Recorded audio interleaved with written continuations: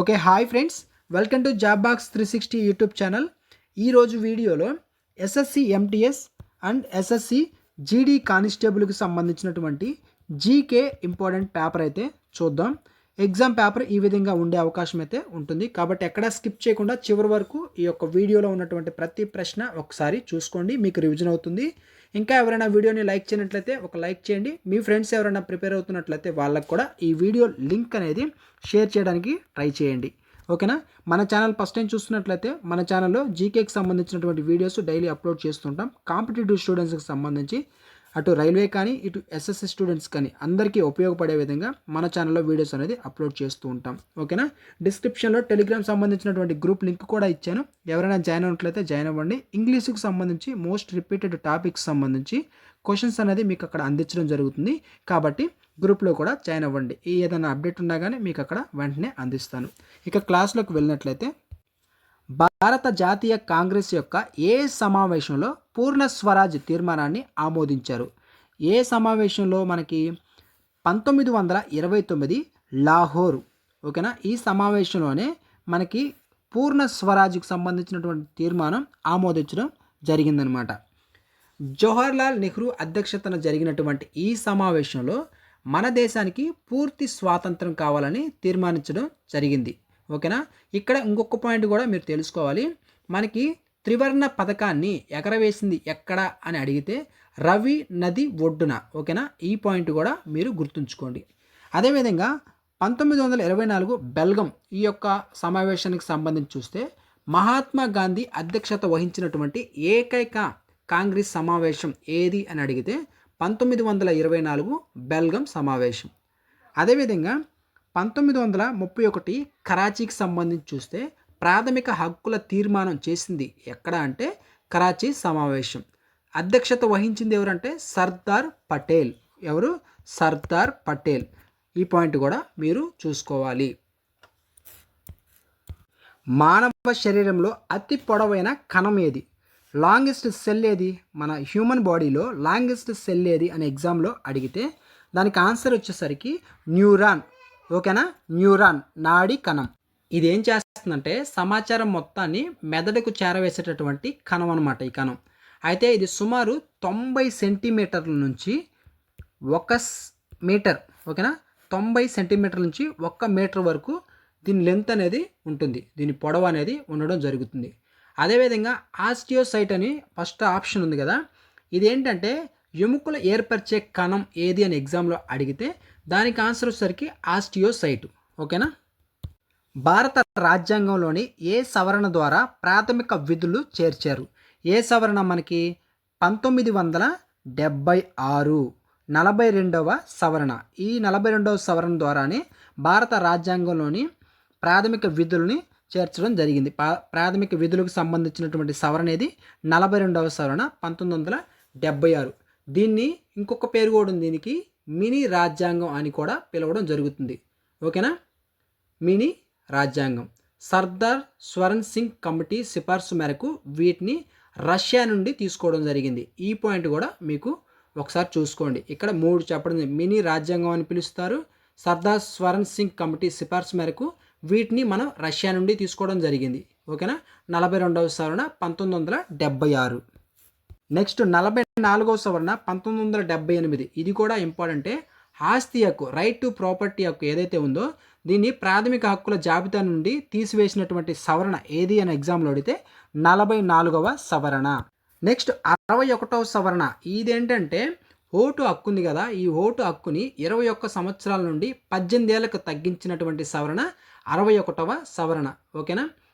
Next 86వ సవరణ చూస్తే విద్యా హక్కు 21A ఆర్టికల్ అనమాట. విద్యా హక్కుకు సంబంధించి దీన్ని చేర్చింది ఏ సవరణ అంటే 86వ సవరణ.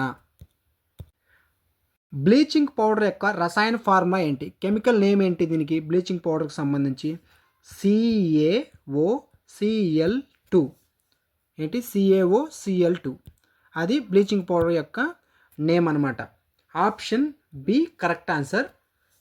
Calcium oxychloride. ఓకేనా? CaOCl2. దీన్ని నీటి శుద్ధి చేయడానికి మరియు క్రిమి సంహారానికి వాడడం అయితే జరుగుతుంది. ఓకేనా? తర్వాత నెక్స్ట్ CaOH2 ఇది ఉంది కదా, ఇదేంటంటే తడి సున్నం సంబంధించినటువంటి ఫార్ములా. తడి సున్నానికి సంబంధించినటువంటి ఫార్ములా అడిగితే CaOH2 అనేది మీకు గుర్తుండాలి.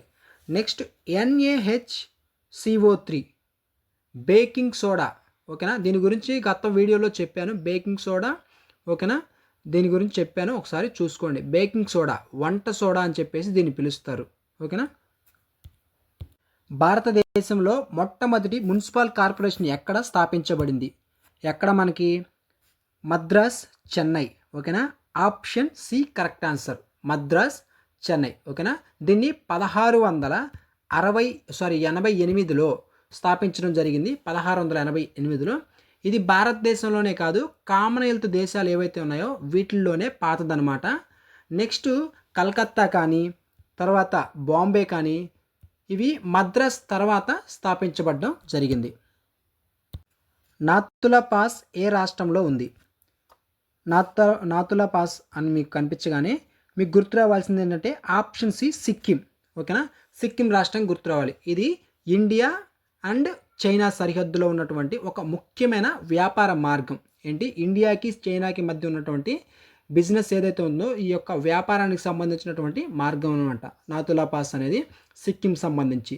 నెక్స్ట్ హిమాచల్ ప్రదేశ్కి సంబంధించి చూస్తే రోహ్తంగ్ పాస్. ఓకేనా, రోహ్తంగ్ పాస్, షిప్కిల్లా పాస్ ఇక్కడే ఉండడం జరుగుతుందన్నమాట. తర్వాత ఉత్తరాఖండ్కి సంబంధించి చూస్తే లిపులేక్ పాస్. ఏంటి? లిపులేక్ పాస్ అనమాట ఉత్తరాఖండ్కి సంబంధించి. రిజర్వ్ బ్యాంక్ ఆఫ్ ఇండియా ద్రవ్యోల్బణాన్ని నియంత్రించడానికి రిపో రేటు ఏం చేస్తుంది? రిపో రేట్ ఏం చేస్తుంది? ద్రవ్యోల్బణాన్ని నియంత్రించడానికి అంటే తగ్గించడానికి రిపో రేట్ ఏం చేస్తుంది? పెంచుతుంది. ఓకేనా, ఇంక్రీజ్ అవుతుంది. ఓకేనా, ఆప్షన్ బి కరెక్ట్ ఆన్సర్. ధరలు పెరిగినప్పుడు అంటే ఇన్ఫ్లేషన్ అనేది పెరిగినప్పుడు ఆర్బీఐ వడ్డీ రేటు, రిపో రేట్ అనేది పెంచడం జరుగుతుంది. దీనివల్ల ఏంటంటే బ్యాంకులకు లోన్లు ఖరీదై ప్రజల దగ్గర డబ్బు చలామణి తగ్గి ధరల అదుపులోకి అయితే రావడం జరుగుతుంది. ప్రసిద్ధి పుస్తకం the God of small things book రచయిత ఎవరు? ఆథర్ ఎవరంటే మనకి అరుంధతి రాయ్ గారు.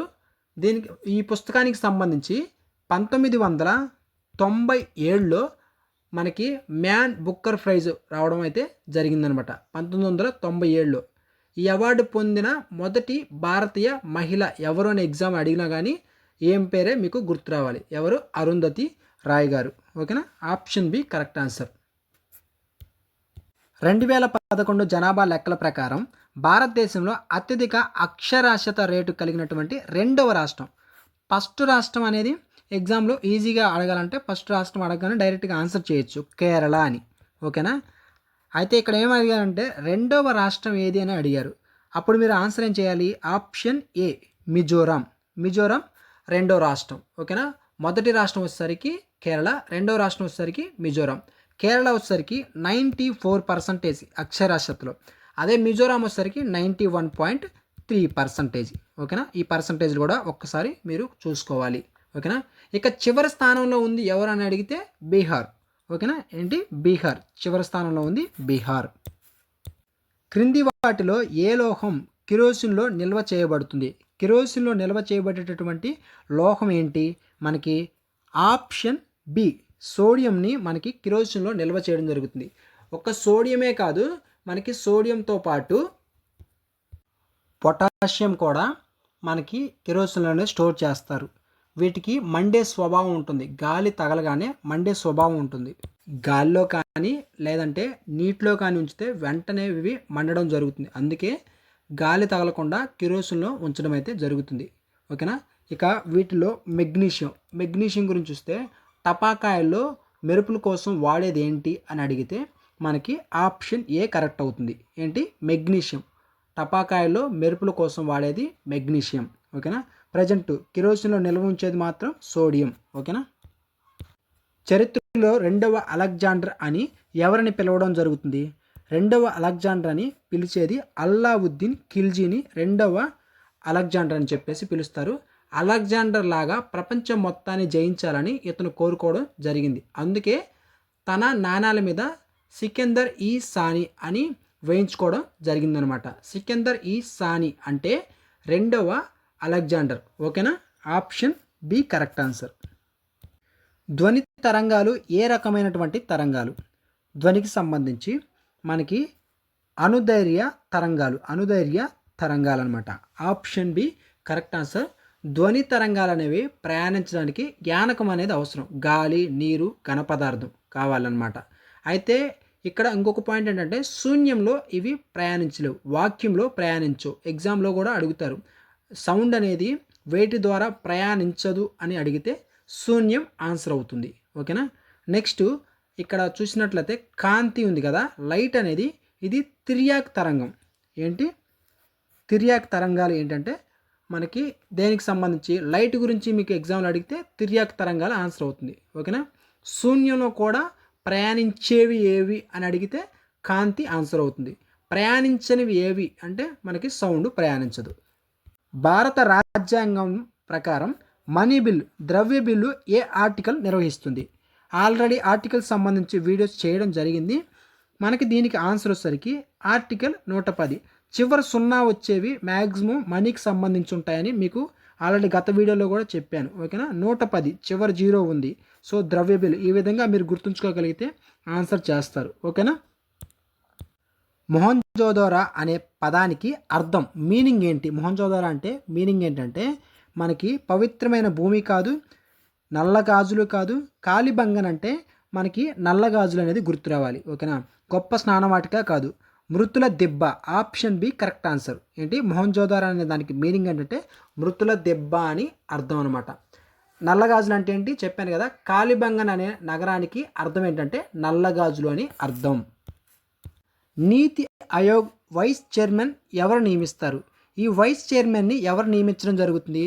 గుర్తుపెట్టుకోండి, నీతి ఆయోగ్కి ఎప్పుడు చైర్మన్గా ఎవరు ఉంటారు అంటే ప్రధానమంత్రి ఉండడం జరుగుతుంది. ఈ ప్రధానమంత్రి వైస్ చైర్మన్ను కూడా నియమించడం జరుగుతుంది. ఓకేనా. ఆప్షన్ బి మనకి ఆన్సర్ అవుతుంది ఈ క్వశ్చన్కి. ఓకేనా. ట్రాపిక్ ఆఫ్ క్యాన్సర్, కర్కట రేఖ భారతదేశంలోని ఎన్ని రాష్ట్రాల గుండా వెళ్ళడం జరుగుతుంది? మొత్తం 8 రాష్ట్రాల గుండా వెళ్ళడం జరుగుతుంది. అవి గుజరాత్, తర్వాత రాజస్థాన్, మధ్యప్రదేశ్, ఛత్తీస్గఢ్, జార్ఖండ్, పశ్చిమ బెంగాల్, త్రిపుర, మిజోరాం. ఓకేనా. ఈ 8 రాష్ట్రాల గుండా మనకి వెళ్ళడం జరుగుతుంది. ఏంటి గుజరాత్, తర్వాత రాజస్థాన్, మధ్యప్రదేశ్, ఛత్తీస్గఢ్, జార్ఖండ్, పశ్చిమ బెంగాల్, అదేవిధంగా మిజోరాం, త్రిపుర. ఈ 8 రాష్ట్రాల గుండా వెళ్ళడం జరుగుతుంది. కాంతి ఒక యానకం నుండి మరొక యానకంలోకి వెళ్ళినప్పుడు వంగి ప్రయాణించడాన్ని ఏమంటారు? ఒక యానకం నుంచి ఇంకొక యానకంలోకి కాంతి లైట్ అనేది వెళ్ళినప్పుడు ఆ ప్రాసెస్ని దాన్ని ఏమంటం జరుగుతుంది? ఓకేనా. మనకి రిఫ్లెక్షన్ కాదు, మనకి ఫర్ ఎగ్జాంపుల్ ఒక అద్దం తీసుకుంటే అద్దం మీద పడి రిఫ్లెక్ట్ అవుతుంది, దాన్ని రిఫ్లెక్షన్ అంటాం. కానీ ఒక యానకం నుంచి మరొక యానకం అంటే ఫర్ ఎగ్జాంపుల్ లైట్ మనకి గాలిలోంచి వాటర్లో పడి వాటర్లో ప్రయాణిస్తుంది కదా, ఆ ప్రాసెస్ని ఏమంటామంటే రిఫ్రాక్షన్, వక్రీభవనం అని చెప్పేసి పిలవడం జరుగుతుంది. రిఫ్రాక్షన్. ఓకేనా. మనకి రిఫ్లెక్షన్ అంటే చెప్పాను కదా, అద్దంలో ముఖం కనిపించడం ఫర్ ఎగ్జాంపుల్, అది గుర్తుపెట్టుకోండి రిఫ్లెక్షన్ అంటే. ఓకేనా. రిఫ్రాక్షన్ అంటే ఏంటి? వాటర్లో ఫర్ ఎగ్జాంపుల్ నీటిలో ఉంచినటువంటి పెన్సిల్ వంగినట్టు కనిపించడం జరుగుతుంది కదా. సో నక్షత్రాలు మినుగు అని చెప్పేసి మెరుస్తూ ఉంటాయి. ఓకేనా. సో ఇవి ఎగ్జాంపుల్స్గా చూసుకోండి. హార్న్బిల్ ఫెస్టివల్ను ఏ రాష్ట్రంలో జరుపుకుంటారు అనే ఎగ్జామ్లో అడిగితే ఎక్కువసార్లు ఎగ్జామ్లో కూడా వచ్చింది. ఆన్సర్ ఏంటంటే నాగాలాండ్లో జరుపుకుంటారు. 3వ పానిపట్టు యుద్ధం ఎవరి మధ్య జరిగింది? మనకి పానిపట్టు యుద్ధాలు చూసుకున్నట్లయితే మొదటి పానిపట్టు యుద్ధం 1726 మొదటి పానిపట్టు యుద్ధం, 56లో రెండవ పానిపట్టు యుద్ధం, మూడవది 61. ఓకేనా. ఈ సంవత్సరాలు కూడా ఇంపార్టెంట్, ఒకసారి చూసుకోండి. 3వ పానిపట్టు యుద్ధం ఎవరి మధ్య జరిగింది అంటే మనకి ఫస్ట్ ఆఫ్ ఆల్ చూసినట్లయితే బాబర్ ఇబ్రహీం లోడి ఫస్ట్ పానిపట్టు యుద్ధం జరిగింది. అక్బర్ హేము రెండవ పానిపట్టు యుద్ధం. ఇక మిగిలినటువంటి రెండిట్లలో ఆన్సర్ అనేది ఉంది. అహ్మద్ షా, అబ్దాలి మరియు మరాఠాలు. Option C correct answer. ఓకేనా. 3వ పానిపట్టు యుద్ధం మరాఠాలు మరియు అహ్మద్ షా, అబ్దాలి ఆఫ్ఘన్కి సంబంధించి. సో వీళ్ళిద్దరి మధ్య జరిగింది. Option C correct answer. మూడో పానిపట్టు యుద్ధం ఆప్షన్ సి. మొక్కల్లో నీటి రవాణా చేసే కణజాలం ఏది? మొక్కల్లో నీటి రవాణా చేసేది ఉంటుంది, ఆహారం రవాణా. ఓకేనా, ఈ రెండు ఇంపార్టెంటే. నీటి రవాణా చేసే కణజాలం అంటేనేమో మనకి ఆన్సర్ వచ్చేసరికి జైలం అవుతుంది. ఓకేనా, జైలం అంటే ఏంటంటే నీటి రవాణా చేసేటటువంటిది. అదే ఆహారం రవాణా చేసేది అని చెప్పేసి ఎగ్జామ్లో అడిగితే దానికి ఫ్లోయం. ఓకేనా, ఆప్షన్ ఏ కరెక్ట్ ఆన్సర్ అవుతుంది. గ్రామీ అవార్డు ఏ రంగానికి సంబంధించి? గ్రామీ అవార్డు అనేది దేనికి సంబంధించింది? మనకి సంగీతానికి సంబంధించింది. ఏంటి? సంగీతానికి సంబంధించింది. సంగీత ప్రపంచంలో అత్యంత ప్రతిష్టాత్మకమైనటువంటి అవార్డు అనమాట ఇది. మన దేశం నుండి రవిశంకర్, ఏఆర్ రెహమాన్ కానీ, రక్కీ గేజ్ వంటి వారు ఈ యొక్క అవార్డు పొందుకోవడం జరిగిందనమాట. భారతదేశంలో స్థానిక స్వపరిపాలన పితామహుడు అని ఎవరిని పిలవడం జరుగుతుంది? లోకల్ సెల్ఫ్ గవర్నమెంట్కి సంబంధించి ఫాదర్ ఎవరు? రిప్పన్. ఓకేనా, రిప్పన్ అనేవాడు గుర్తుపెట్టుకోండి, లార్డ్ రిప్పన్. ఓకేనా, ఆప్షన్ బి కరెక్ట్ ఆన్సర్. మనకి లార్డ్ రిప్పన్ అనమాట. Self government, father of the local self government Lord Ripon. 1882లో ఇతను స్థానిక సంస్థల కోసం ఒక తీర్మానం అనేది ప్రవేశపెట్టాడు. భారతీయుల పట్ల సానుకూలంగా ఉన్నటువంటి వైస్రాయ్ కూడా ఇతనే. ఓకేనా, ఆమ్ల వర్షానికి ప్రధాన కారణం ఏ వాయువులు? మనకి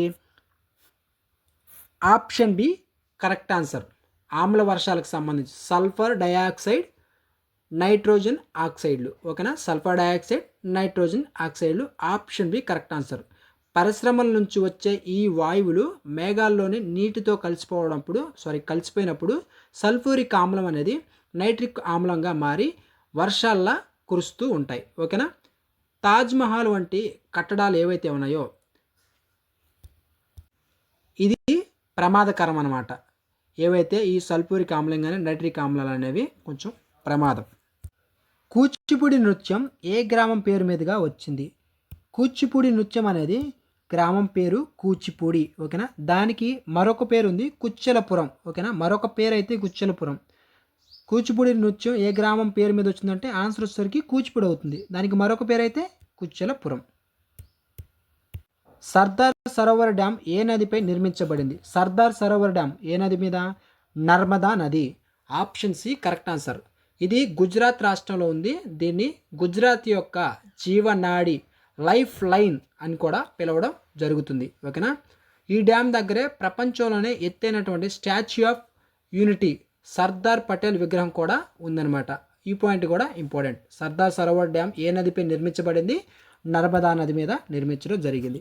సో ఇది ఈరోజు ఈ వీడియోలో చెప్పినటువంటి ఈ 25 క్వశ్చన్స్ ఇంపార్టెంటే. వాటికి సంబంధించినటువంటి ఎక్స్ప్లెనేషన్ కూడా మీరు ఒకసారి 1-2 సార్లు రివిజన్ అయితే చేసుకోండి.